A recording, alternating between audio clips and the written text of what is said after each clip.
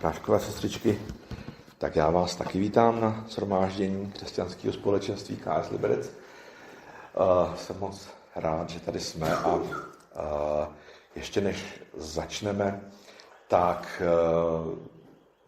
dám si takovou radost z těch Ivových chval, protože jak tady nejsem s vámi takovou dlouhou dobu, tak nevím, jestli to registrujete, většina z nich je autorských těch chval, jo?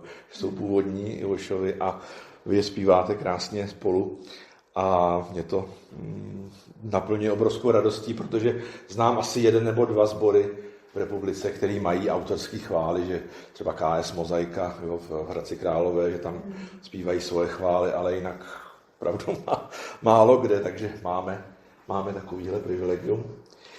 Tak, Ivoši, chcete v tom povzbudit, pokračuj v tom. Minule jsem mluvil na téma Bůh naslouchá, nasloucháme i my, s otazníkem, a až jsem se musel červenat, kolik z vás za mnou přišlo po tom kázání a řeklo mi: Ondro, to bylo to nejlepší, co jsem tady od tebe slyšel nebo slyšela. A přitom mně to přišlo jako takový, ani ne kázání, spíš zamyšlení. Jo? A myslím si, že je čas na kázání, plamenný kázání od kazatelny, a je čas na zamyšlení. A osobně vnímám, že pro náš sbor je důležitý nějaký systematický vyučování, který určitě zařadíme a zařazujeme, třeba co se týká té série moudrosti, co s Ivošem už jsme za 1,5 s tím, ale teď bych dal jako kdyby druhou půlku toho zamyšlení z minula a nazval jsem to A ochraňuj své srdce. Ale než do toho půjdu, tak bych vám chtěl jenom říct, já jsem to posílal do skupinku včera jsme dělali takovou krásnou věc, sanetku přání pro paní Hanku, to je tady ta paní, je v domově seniorů v Jabloneckých Pasekách. Ta paní trpí nějakou velice vzácnou nemocí, není tak stará, ještě jí není 80, 49. ročník, ale má před sebou několik týdnů života. Jo? Už nemůže mluvit, ale je orientovaná, ale už nemůže mluvit, nemůže sedět, může jenom ležet. A oslovili mě zaměstnanci vedoucí sociální služby v tom domově, který mimochodem provozuje kraj, a kdo jste tam nebyl nebo nevíte o něm, tak vám můžu říct, že je hodnocený jako nejhezčí a nejlepší domov seniorů v našem kraji. To je opravdu moc pěkný a velice kvalitní péče. Nicméně, bylo to celý pojatý tentokrát jinak. Sestra paní Hanky slavila kulatý narozeniny a dohodli se s celou širou rodinou, i ze zahraničí přijeli, že oslaví ty narozeniny v jejich rodné chaloupce v Kořenově. Někde, si víte, kde je Kořenov, daleko odsud poměrně.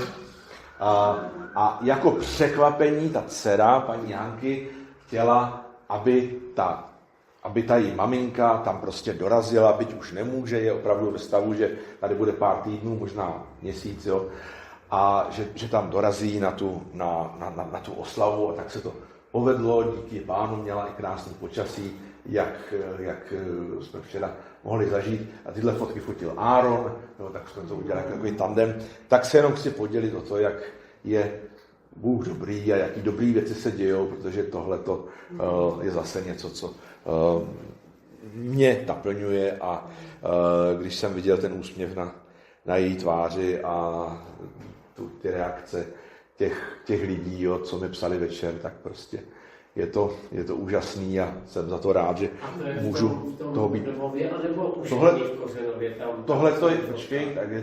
Tohle to je v tom domově, to je všechno v tom domově. Ty fotky z toho Kořenova budu mít teprve dneska, takže to já pak ještě něco dám na Facebook, jo, ale prostě jenom jsem to chtěl říct jako něco pěkného. A ještě když budu mluvit, tak ještě mám jednu věc. Minule, když už tady nebyl, tak jsme tady, jak jsem se bavil o tom, jak jsem hledal během té nemoci nějaký věci, nebo Pán Bůh mi ukazoval ty v úvozovkách drobné věci, když už jsem byl tak nešťastný z té politické situace a z toho všeho, co se děje a přišlo mi to až takový marný, naše bojování a četl jsem a slyšel, co řekl pilot Artemis, můžeme si to klidně znovu přečíst, když byli na té odvrácené straně měsíce, tak řekl, a je to z oficiálních stránek NASA, když čtu Bibli a dívám se na všechny ty úžasné věci, které byly stvořeny pro nás, je to hluboké. Máte toto úžasné místo, tuto kosmickou loď, a myslím tím Zemi. Vy si povídáte s námi, protože jsme v kosmické lodi daleko od Země, ale vy jste na kosmické lodi zvaná Země, která byla stvořena, aby nám poskytla místo k životu ve vesmíru, v kosmu. Kristus v odpovědi na to, že co je největší přikázání, řekl, že je to milovat Boha celou svou bytostí. A také řekl, že to druhé je mu rovno, a to je milovat svého blížního jako sám sebe. Potřebujeme Ježíše, ať už je na zemi nebo při obletu měsíce. Tohle to řekl Victor Glover, pilot té lodě Artemis 2.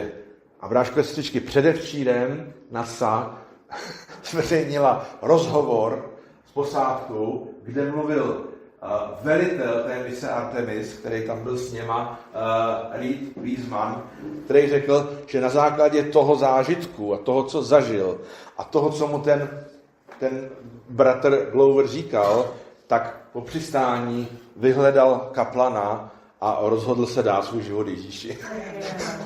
Jsou prostě tak úžasné věci a ještě slíbil, že za týden ještě vydá další tiskovou zprávu, kde se víc o tom rozhovoří. Takže Pán Bůh jedná, celý svět to vidí. Chápete, tohle sledují 2 miliardy lidí na planetě, takže nebo možná i víc. Jo. Takže Pán Bůh opravdu dělá věci daleko někde, kam nám ani v nás to nenapadlo. Tak jenom jsem se o tohle chtěl podělit, protože to mi fakt udělalo obrovskou radost. Tak.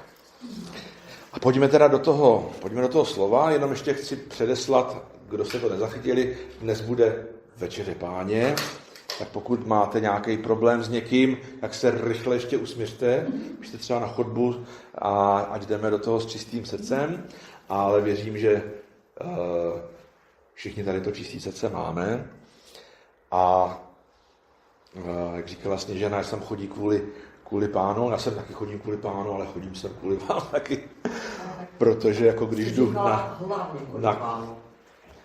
jdu na koncert Stinga, tak jdu prostě ne kvůli rockové muzice, ale kvůli tomu Stingovi a my tě máme taky rádi, Sněžano, moc jsme rádi, že jsi tady a jsme rádi za tvůj černý humor, já mám taky rád černý humor a víte, já si myslím, aniž bychom s Ivošem nějak domlouvali, tak já vlastně budu v tom slově mluvit o tom, o čem on mluvil teďka na začátku. Jo? A jsou to mimo jiné ty vztahy. Tak, bráško, sestřičky, pojďme teda do toho slova. Především dobře chraň své srdce. Právě z něj všechen život vychází. Přísloví 4:23. Bratři a sestry, kdybychom měli doma trezor s velkým pokladem, zamkli bychom ho. Kdybychom měli vzácné dědictví po babičce nebo po předcích, tak bychom ho chránili. A kdybychom měli krásný dům, no tak hlavně na něho dáme zámek, dveře a okna a kolem dáme plot. Že jo? A Boží slovo říká, největší poklad, který máš, není účet v bance, auto ani plný sklep zavařenin, největší poklad je tvoje srdce.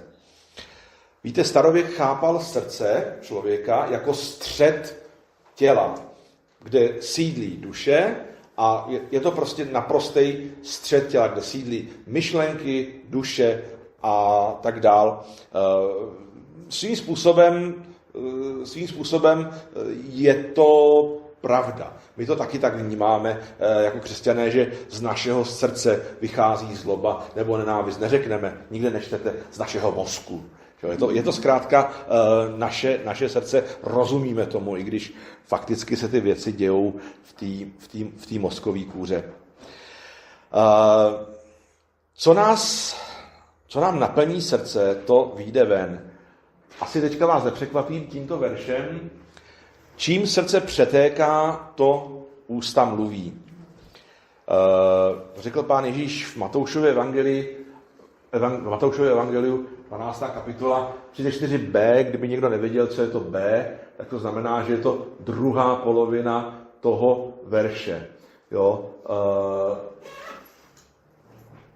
Jiný překlad, ten novější, říká, co na srdci, to na jazyku.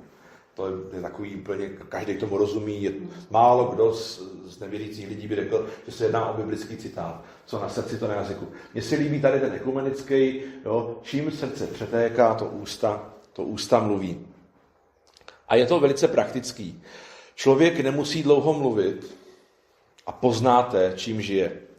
Někdo mluví stále jenom o penězích, jiný o politice, jiný jenom o zahradě, motorce nebo o fotbalu.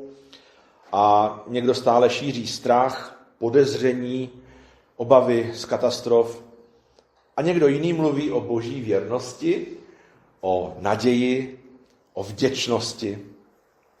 Ústa jsou jako reproduktor našeho srdce. Ne dokonalý, ale velice spolehlivý ukazatel. Když člověk zmáčkne citron nebo pomeranč, tak co z něho vyteče? Mlíko ne, že jo? Vyteče z něho citronová šťáva. Ale někdy, když zmáčkne osud, život, zkoušky nás, tak z nás nevyteče to, co bychom očekávali, to, co by z nás vytýct mělo, jako z božích dětí, pokojných, naplněných pokojem. Tady jsme to zpívali, jak jsme chráněni, ochráněni, plní pokoje, ale vyteče z nás někdy hněv, jindy pokoj, někdy strach a jindy víra, někdy dokonce jed a jindy požehnání. Víte, mozek se mění podle toho, čemu se věnujeme. Teďka vám krátce promítnu jeden obrázek a poprosím vás, abyste se koukali a podívali se a našli tam minimálně 3 modré předměty. Tak, jaký tam byly 3 modré předměty?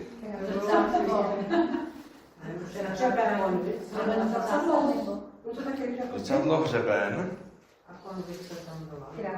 krabička. Dobře. A jaký tam byl zelený předmět? Ještě jednou klikni. Přátelé, tomuhle se říká neuroplasticita. Náš mozek funguje, a je to dokázáno vědecky, aby bylo to ví dávno, zkrátka, že na to, na co se zaměříme, tak to vidíme a potom jdeme. A říká se tomu neuroplasticita. To znamená, když se budu zajímat o pornografii, tak ten můj mozek ji bude vyhledávat, bude myslet v těch intencích a tak dál. Když se budu zabývat konspiračníma teoriema, tak můj mozek se bude přeprogramovávat, půjde do strachu, do obav a půjde tady touhletou cestou. Ale když bych vám řekl, hned na začátku najděte zelený předmět, je úplně uprostřed. Jo, je to zkrátka to, na co se zaměříš, to uvidíš. Na co se zaměříš, to uvidíš. Teďka, když bych vám to promítl, kolikrát byste chtěli, už to víte. Už to víte, jako jo. Takže... Já se taky vidíte, otočíte víckrát, jako ta modrá tam, víš. No to je úmyslně, úmyslně. Takže někdo mluví stále jenom o penězích, jiný o politice. To jsme už vlastně říkali. A dneska je vědecky dokázáno, že ta neuroplasticita toho mozku, neuroplasticita, znamená ty neurony, můžeme my úmyslně navýšit nebo ponížit určitým směrem. To znamená, že mozek není mrtvý kámen, přetváří se.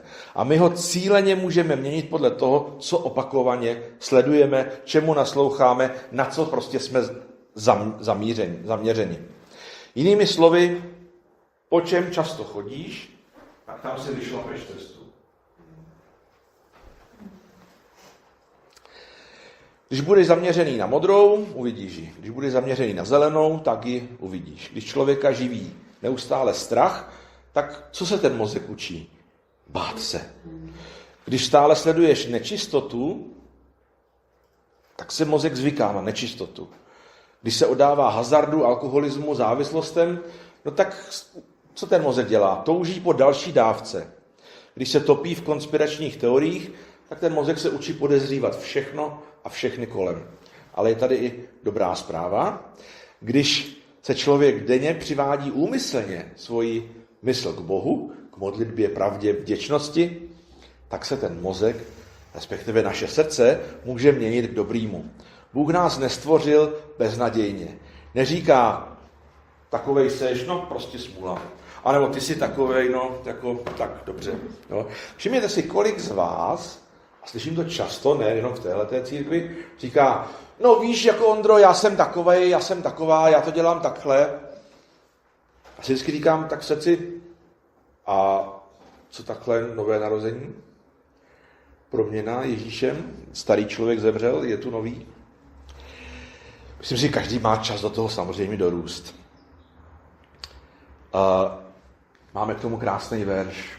Proměňujte se obnovou své mysli. Tohle je verš, na který jsou napsané knížky, nebo o kterém jsou napsané knihy a stovky kázání najdete. Dneska o něm určitě kázat nechci.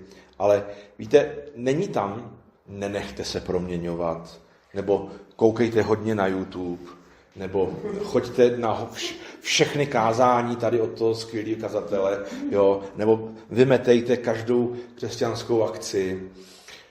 Ale proměňujte se, vy se proměňujte tím, že obnovíte svoji mysl. To znamená z těch starých cest, tam, kde bylo obava, třeba my naprosto logicky s Lenkou máme obavu o naše děti. Jo? Naše Vicky je první rok manželství, nemá to úplně lehký, jo, bojuje s obezitou, všichni to víte. Našemu Áronovi bude 15, teďka na něho ta puberta opravdu přišla, takže si užíváme určitý věci, ale já jsem se rozhodl, že nebudu se toho bát, že prostě nebudu se toho bát, že nebude toto téma pro mě, to hlavní téma. Svěřil jsem jak moji Vicky, tak Árona do Božích rukou. A znovu opakuju to, co jsem už tady říkal mockrát. Bůh je věrný. A jestliže platí to slovo, budeš spasen ty a celý tvůj dům, tak to platí a já na něm stojím, na tom slově, že budu spasen, já a celý můj dům a uvidím se v nebi s Lenkou, s Áronem, s Viktorkou. Jo, a to je pro mě to úplně nejdůležitější. Vůbec ne, jestli mám nebo budu mít kdy v životě Porsche, barák, zahradu, ale tady tohleto.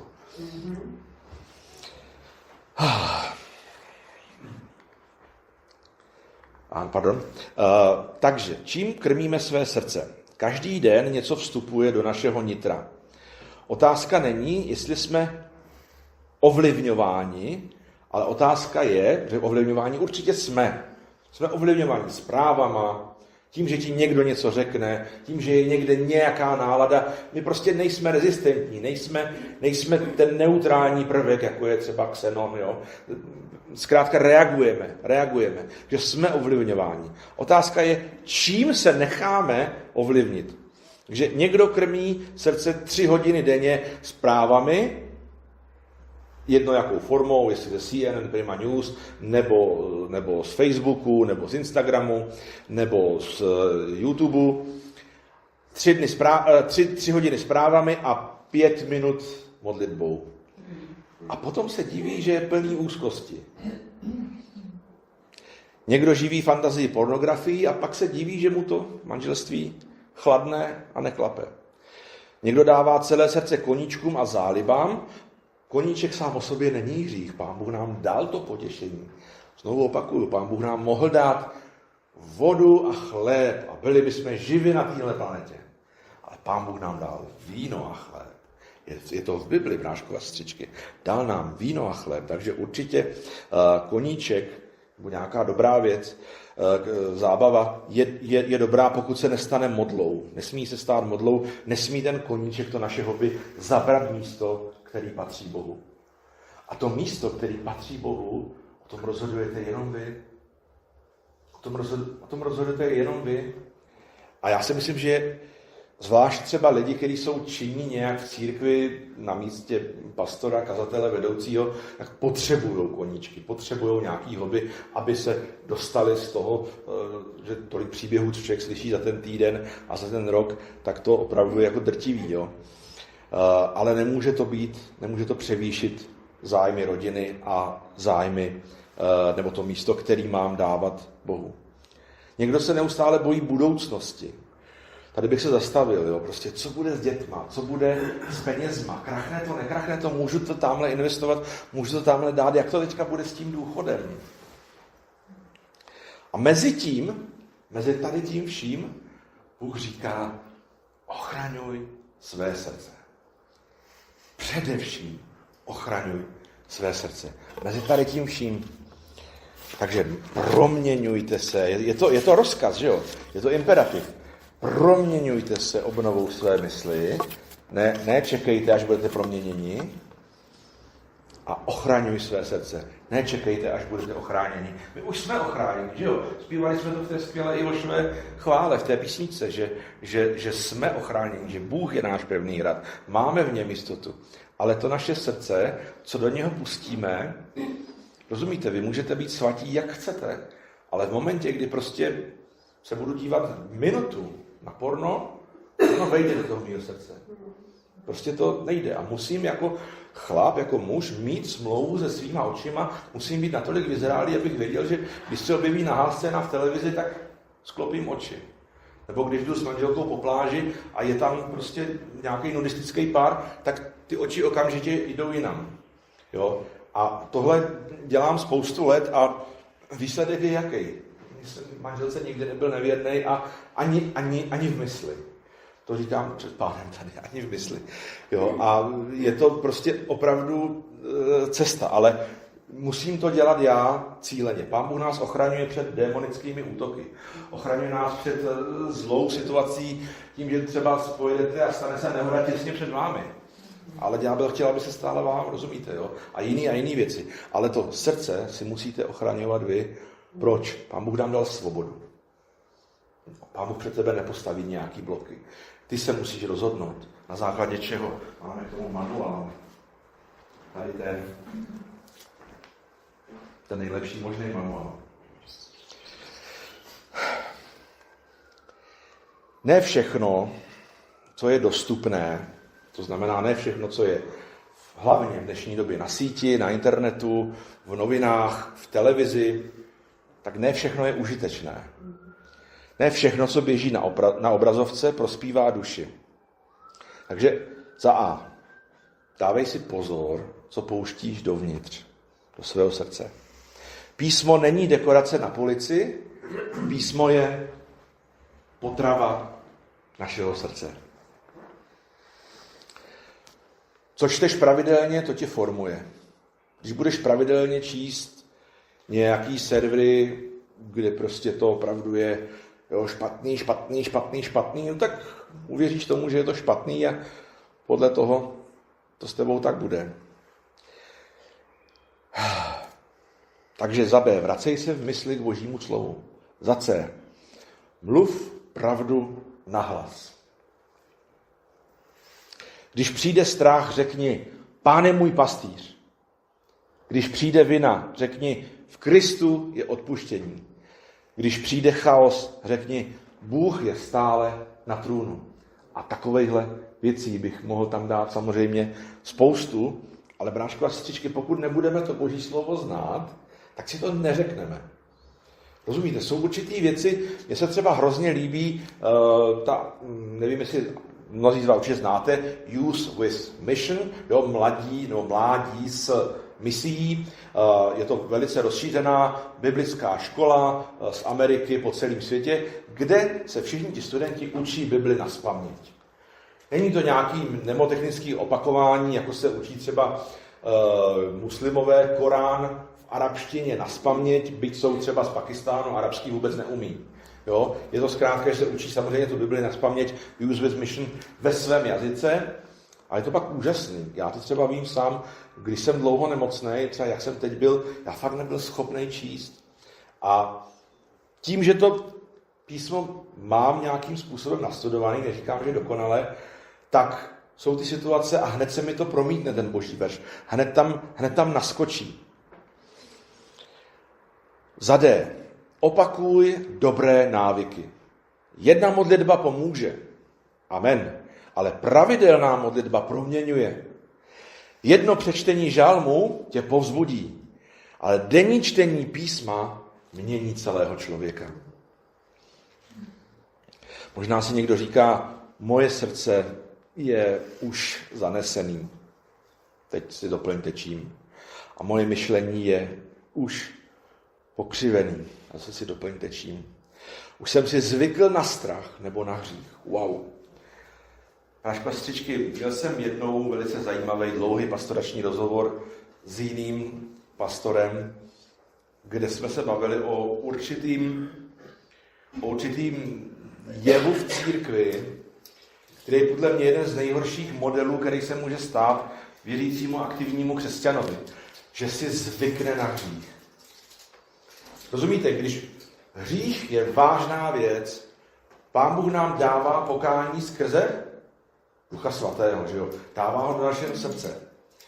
Ale v momentě, kdy ty ten hřích nevyznáš a opakuješ, tak vlastně se to tvoje srdce stává odolný. A přestáváš slyšet to varování Ducha Svatého míň a míň a míň, až ho přestaneš slyšet konkrétně v téhle věci úplně.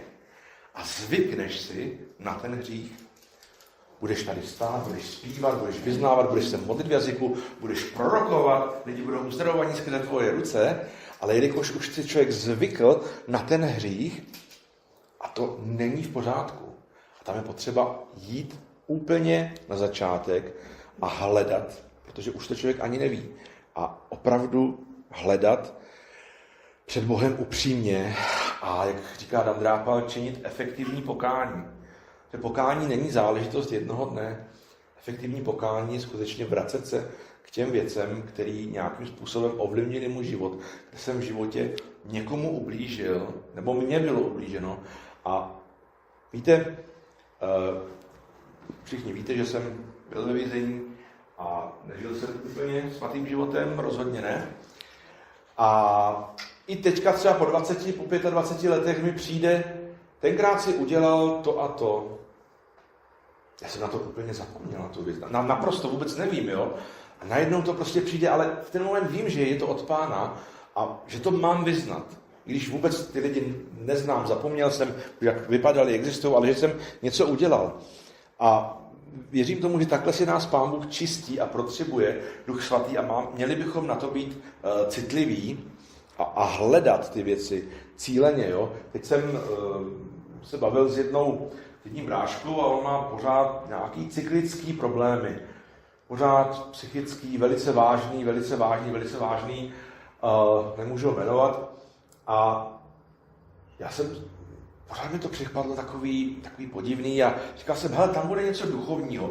No, to mi taky říkali a tam už se za mě modlili a tam už vymítali a tam tohleto a ono to jako nějak, já tak nemám rád, když někdo káže nebo říká to slovo nějak, jo. Nějak to Pán Bůh udělal, nějak se to stalo, ono to nějak ze mě odešlo, ale ono se to taky nějak vrací, víš. A já jsem mu říkal, hele, nevadilo by ti, kdybych si to psal, co mi budeš říkat. A tak jsme probírali jeho mládí, jeho dětství. A zjistili jsme, že 8 roků od jeho puberty jeho rodiče ho nutili spát v posteli s jeho o 10 let starším bratrem. Chápete to? Co se muselo v tom klukovi dít? Jaký to muselo zanechat následky? Já jsem pak ty oba rodiče poznal. Tak demonizovaný lidi jsem asi neviděl v svém životě. Oba dva. Že vedle sebe spali? Vedle sebe nebo jak? V jedné posteli. Já nevím, co se tam všechno dělo, to mi neřekl. Ale 2 dospělí kluci, rozumíš? On nemohl být, za prvé, nebyl sám.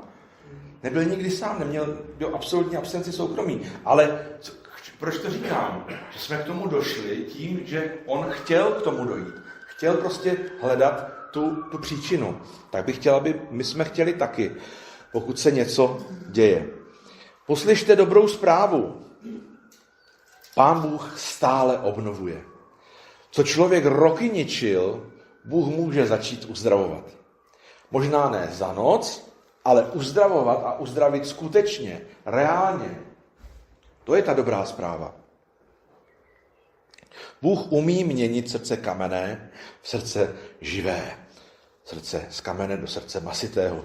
Umí přepsat staré cesty novými cestami milosti. Říkali jsme si už o tom citronu, že když ho zmáčkneme, tak z něho nevyteče jablečný mošt nebo mlíko, ale vyteče to, co je uvnitř. A stejně je to s člověkem. Dokud je klid a pohodlí a všechno jde podle plánu, tak člověk může působit velice duchovně, umí se usmívat, umí správně mluvit, umí vypadat pevně, jenomže skutečný obsah srdce se často neukáže v neděli na bohoslužbě, ale v pondělí ve zkoušce. Když přijde tlak, když přijde únava, když přijde zrada, když přijde nemoc, když přijde finanční stres, když přijde nečekaná rána, tak tehdy se ukáže, co je doopravdy v nás. Někdy z člověka potom vyteče hněv a jindy sebelítost, jindy hořkost nebo panika a nebo obviňování druhých. A jindy, a to je krásné svědectví víry, vyteče pokoj, důvěra, modlitba a hlavně Boží slovo. Zkouška neukazuje falešně, ale pravdivě. Mnozí lidé říkají, to jsem tenkrát nebyl já, víš, to ze mě mluvili nervy. Ale často je pravda mnohem tvrdší. Ty nervy jenom otevřely víko. Tlak nevyrobil ten obsah. Tlak odhalil ten obsah. Zkoušky nevytvářejí náš charakter z ničeho. Oni ukazují to, co bylo dlouho budováno, potají a v skrytu. Proto Bible tolik mluví o zkouškách víry. Od začátku písma až do konce mluví o zkouškách víry. Ne proto, že by Pán Bůh měl zálibu v našem trápení, ale protože oheň ukáže kvalitu materiálu. Tady bych velice doporučil knihu od C.S. Lewise K jádru křesťanství. Je to náročná knížka, já sám jsem ji četl asi půl roku, přitom není nějak moc obsáhlá, okolo 100 stran, ale ten C.S. Lewis tam nádherně dostává k tomu, proč to křesťanství vlastně není tak laciný, jak se vydává. Spasení zadarmo se spasení, všechno je dobrý. A vlastně následovat Ježíše, to jsme se dívali v pátek u nás na ten film, v 5 jsme se tam sešli a koukali jsme se na ten film, o kterém jsme minule mluvili, ten film The Forge, kovárna, tak následovat Ježíše a rozhodnout se být učedníkem, to něco stojí. Prostě to něco stojí. Vzdá se určitých koníčků, určitých návyků, věcí, třeba fyzických předmětů, vzdát se návštěv u lidí, kteří prostě jdou proti Bohu a tak dál. Takže, když si vezmete, a o tom mluví ten C.S. Lewis, když si vezmete diamant, který najdou horníci někde v Jihoafrické republice, tak je to takový vošklivý, zvláštní kapkovitý šutr, který jako nemá moc velkou cenu. Ale v momentě, kdy ho dostane do ruky brusič, tak z něho vybrousí briliant a ta jeho cena stoupne exponenciálně, nevím, 1000krát, 2000krát. Jo, a prostě, že o briliantech na tom stojí světová ekonomika.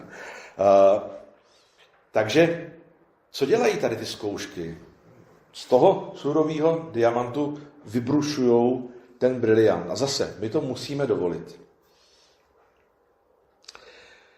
A někdo řekne, bratře nebo sestro, ty mi nerozumíš. Víš, já jsem teďka na poušti a procházím těžkým obdobím a to bys ty nepochopil. To taky úplně miluji tuhle větu. To bys ty nepochopil.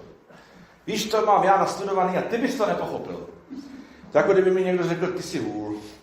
To ty na to nemáš. Jako, nepovažuji se za nějakého extrémně chytrýho, ale myslím, že bych to pochopil. Nebo aspoň bych se snažil, kdyby mi to někdo vysvětlil.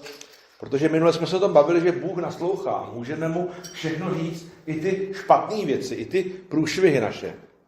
Takže ano, někdo může být na poušti a procházet těžkým obdobím. A jsou období sucha a jsou období bolesti a samoty. A Bible je vůbec nezlehčuje. Ale podívejme se na Ježíše. Byl na poušti 40 dní a nocí. Hladový, fyzicky oslabený, izolovaný. A právě tehdy přišlo pokušení. A všichni víme, co z něho vyšlo. Psáno jest, psáno jest, psáno jest. 40 dní bez jídla, bez pití, na hranici absolutně lidských možností, ale Ježíš reagoval takhle. Přitom, teď jsem to někde slyšel, úplně klidně mohl říct, jako, jo, ve středu na té Alfě, vidíte, kde jsme to slyšeli, ta jedna sestřička tam říkala, že jako, když uvěřila, tak právě to bylo jedno z prvních věcí, který kdy o Ježíši slyšela a že jí proběhlo hlavou, co to bylo za týpka, jako teď mohl, nic by ho to nestálo, jenom by řekl, no tak jo, ďáble, a patřilo by mu všechno, vůbec by nemusel tím křížem projít a tady ty složitý věci dělat, jako, no nějaký divnej ten Ježíš, jako. To je nádherná ukázka krystalicky lidského myšlení, jo, prostě toho od ďábla. Ale Ježíš řekl, psáno jest, psáno jest, psáno jest. Ty okolnosti, když ho mačkali jako ten citron, tak z něho vyšlo to, čeho byl plný. Byl plný Božího slova, víme to od 12 let, že jo, učil, mluvil tak jako experti, jako zákonníci, farizeové a učitelé Tóry. Vyšlo z něho Boží slovo. Nevyšla z něho stížnost, ani sebelítost, ani hysterický záchvat, ani kompromis, no tak to nějak, pojď spitlíkovat, satane, jo, nějak to uděláme, rozdělíme si to tady. Vyšlo z něho Boží slovo. A to je to ohromující. V nejtěžších chvílích z Ježíše vyteklo prostě to, čím byl naplněn.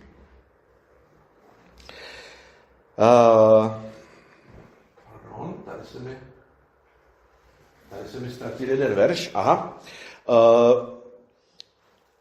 Měl tam být, kterým to pokračuje v tom Lukáši 4. kapitole 14. verš, že Ježíš se potom z té pouště, na který často my taky jsme, tak co se stalo? On se vrátil? Plný moci. A v čem? Plný moci koho? Čeho? Ducha svatého. Se vrátil, jo? Takže k tomu byla Ježíšova poušť. A Dan Moller se v jednom krásném kázání ptá, a k čemu je ta tvoje poušť, bráško, nebo sestřičko? Co ti přináší?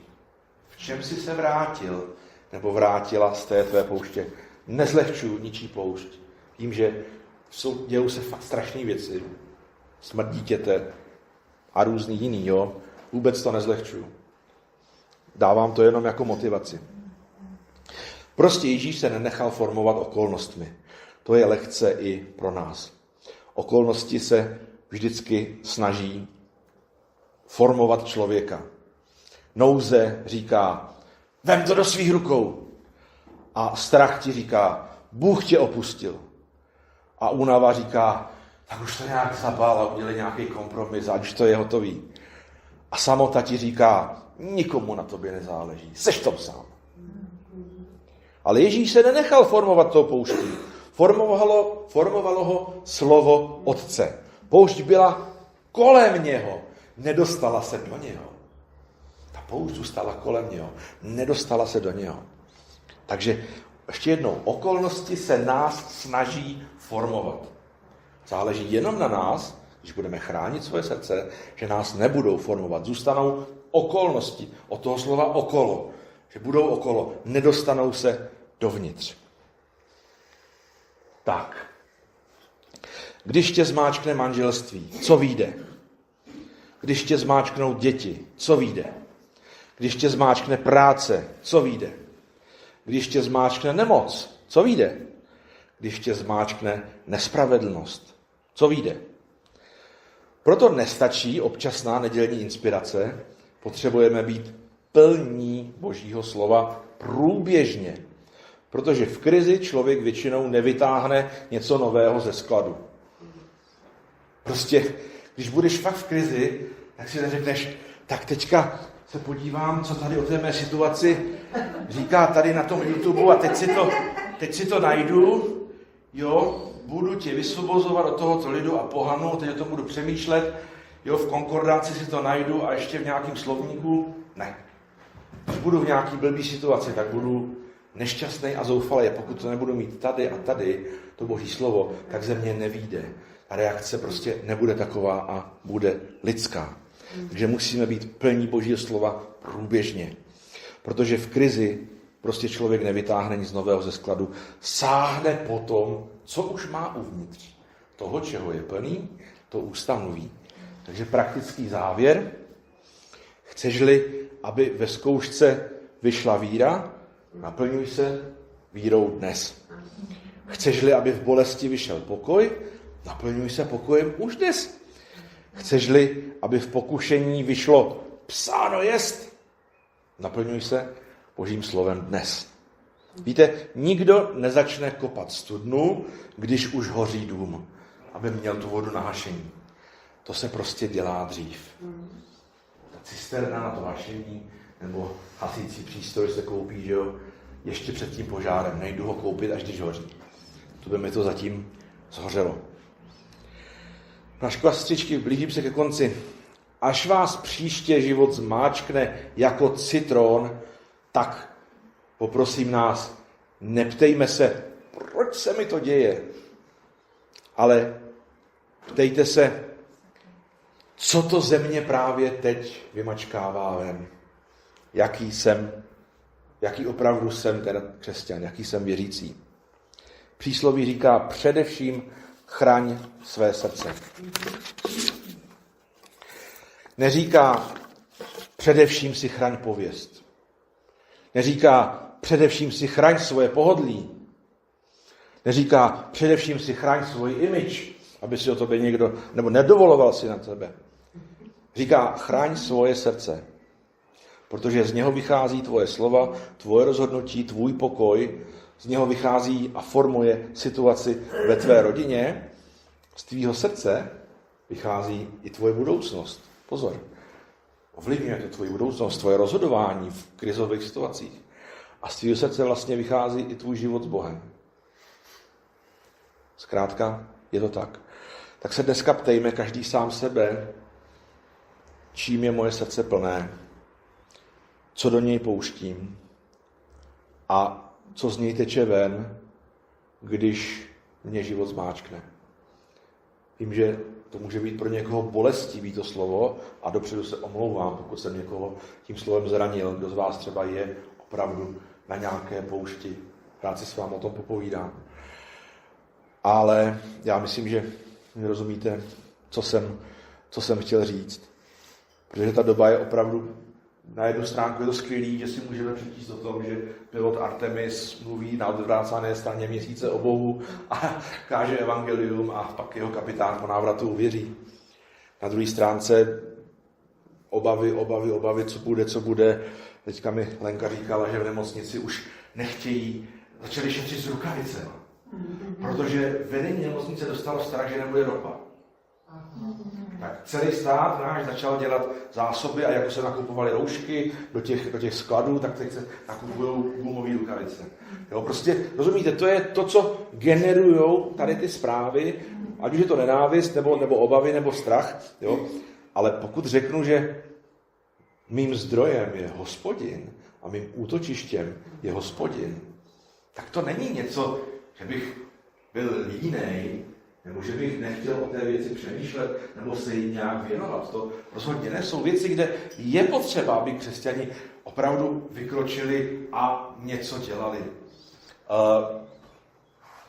Vzpomínáte si, určitě víte, když byly vypálený Lidice na druhé světové války, tak hned po druhé světové válce ty Lidice byly obnoveny. Tehdy stála ta obnova Lidic 600 milionů korun. 550 milionů korun přišlo od horníků, od křesťanských horníků z Velké Británie, od těch nejchudších v Británii, kteří udělali sbírku za válečného přídělového režimu mezi sebou na ty Lidice. Rozumíte? Za prvé, Bůh se stará, ano, amen. A za druhé, když je potřeba něco udělat, jak je potřeba něco udělat. A myslím si, že to safra museli ti lidi poznat doma, ty rodiny těch horníků a tak dále. 550 milionů, stálo to 600 milionů. Jo? Málo známý příběh, naprosto úžasný, naprosto skvělý, že za komunistů o tom moc nemluvili, protože to nepřišlo z Ruska. Ale tohle je skutečný příběh. Takže to, když řekneš, Pán se postará, není slabost. Pokud tomu skutečně věříš, pokud jsi aktivní v tom, že střežíš svoje srdce a zároveň jsi i poslušný nebo poslušná Ducha Svatého, když tě vede do nějaké akce. Pojďme se prosím pomodlit a pojďme si vysloužit večeři Páně. Potom budou ještě nějaká oznámení a sbírka a potom sestřičky připravili nějakou dobrůdku. Takže, Pane Bože svatý, děkuji ti za srdce každého z nás, kdo jsme dneska tady a mohli jsme slyšet tohle slovo. Prosíme tě, dej nám schopnost střežit naše srdce, ať už spíme nebo bdíme, aby jsme měli skutečně smlouvu se svýma očima, se svýma ušima, se svýma rukama na to, na co se budeme dívat, na co budeme sahat, co nás bude zajímat, co si budeme do toho srdce pouštět.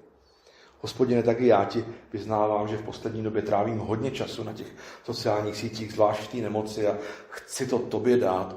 Chci se plnit tvým slovem, aby jakýkoliv rozruch a nepokoj neměl šanci v mým srdci zvítězit. Děkuji ti za všechny zkoušky, kterými se mě provedla. Děkuji ti za mnohá vítězství, které se mi dali. Mnohokrát jsem padnul úplně na ústa, na kolena a potřeboval jsem tvoje pokání a tvoje kárání. Koho ty miluješ, Pane, toho káráš. Děkuji ti, že tvoje láska je tak úžasná, tak veliká, že jsi neudělal jenom jeden veliký čin před 2000 lety, ale děláš je stále. Proměňuješ nás. Máme tvoje živé slovo. Reálný funkční kompas, tu nejlepší navigaci s tím nejlepším softwarem, který existuje, který se neplete a nemýlí a je neustále aktuální. Tak tě prosím za srdce každého z nás. Vím, že srdce je rentgen, zároveň pro srdce toho druhého, kdy můžeme vidět, kdy bráška nebo sestřička jsou na poušti. Tak tě prosím, abychom nikdy tohle nezlehčovali, abychom našli v sobě tu odvahu a vyšli z pohodlnosti a když někdo bude zápasit, abychom mu nabídli tu pomoc a zeptali se, jestli zápasí. Prosím tě, Pane, aby si nás probouzel v noci, aby si nás volal k modlitbám za druhý. Děkuji ti za ty spoustu modliteb za mě i za Eva, když jsme teďka byli nemocní a vnímal jsem to, že se za mě modlilo spousta lidí, Pane. Protože ďábel nechtěl, abych dělal ty chvály, nechtěl, abych se účastnil spousty akcí a děkuji ti, Pane, že jsem zdravý a můžu do toho jít, jak tento, tak příští měsíc. Hospodine, ty jsi věrný a osvědčuje se tvoje věrnost.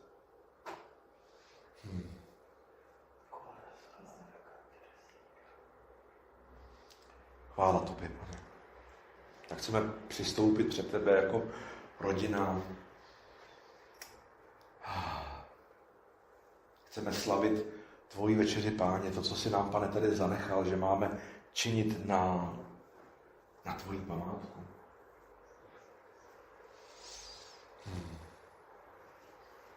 Vás poprosím, bráško a sestřičky, pojďme si vysloužit večeři, Páně.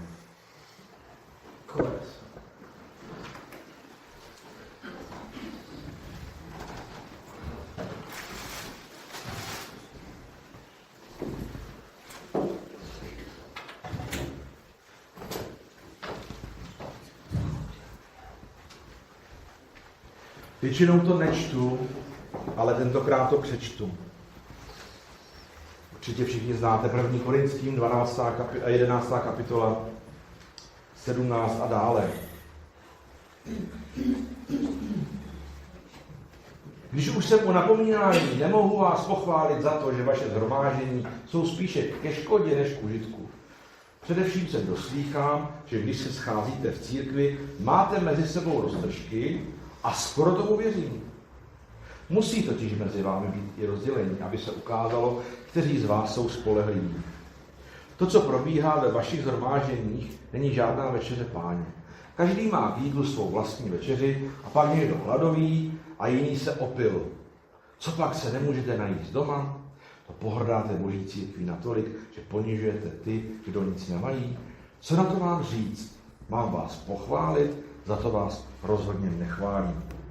Předal jsem vám to, co jsem sám přijal od Pána. Pán Ježíš v tu noc, kdy byl zrazen, vzal chléb, vzdal díky a lámal se slovy.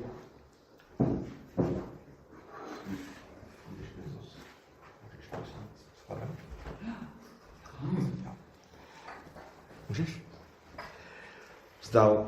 Vzal chléb, lámal a řekl, toto je mé tělo, které se za vás vydává. To čiňte na moji památku.